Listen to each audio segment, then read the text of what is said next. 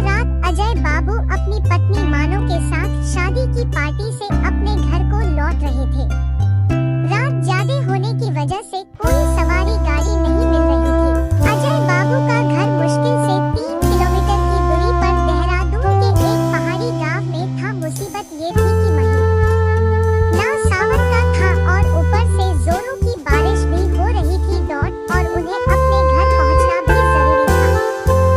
आता उन दोनों पति पत्नी ने पैदल ही घर जाने का निश्चय किया। मोबाइल के टार्च की मध्यम सी रोशनी में वे दोनों आगे बढ़ने लगे। वे अभी आधी दूर ही गए थे कि जोर से बिजली चमकी और बिजली की रोशनी में एक औरत का साया दिखा जो ठीक उनके सामने खड़ी थी। इस सुनसान सी सड़क पर रात के अंधेरे में अकेली औरत को देखकर उन्हें डर लगा।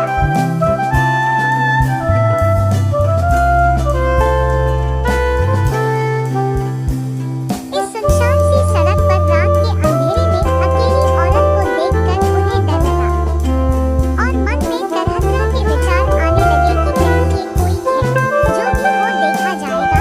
ऐसा सोचते हुए उन दोनों ने अपने कदम आगे बढ़ा दिए, लेकिन बिजली अब बार-बार लगातार चमकने लगी और उस बिजली की चमक में वो औरत दूर से ही साफ-साफ दिख रही थी। वो औरत उन्हें रुकने का इशारा कर रही थी। उसे देखकर अजय बाबू की पत्नी अजय बाबू को हरारत से हाथ जोड़ अजय बाबू को भाग लगने लगा कि ये औरत शायद मेरी मदद कीजिए। तेज बारिश और पहाड़ी ढलान होने की वजह से मेरी गाड़ी का एक्सीडेंट हो गया है। मेरी गाड़ी इस पहाड़ी ढलान से नीचे गिर गई है।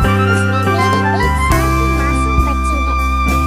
प्लीज आप दोनों उसे बचा लीजिए। इतना कहते ही वो औरत आगे आगे चलने लगी और न चाहते हुए भी अजय बाबू अपनी पत्नी के साथ उस अजनबी औरत के पीछे पीछे चलने लगे। लेकिन एक अनजाने भय से उन दोनों का दिल जोर जोर से धड़क भी रहा था। जैसे ही वे दोनों पहाड़ी से नीचे उस गाड़ी के पास गए तो उन्होंने देखा कि गाड़ी में एक यानी सी मासूम बच्ची रो रही। अजय बाबू ने बच्ची को गाड़ी से निकला तो पाया कि बच्ची बिल्कुल ठीक था। अजय बाबू ने उस बच्ची को अपनी पत्नी की गोद में दे दिया। फिर अजय बाबू को लगा कि ड्राइवर की सीट पर भी कोई है।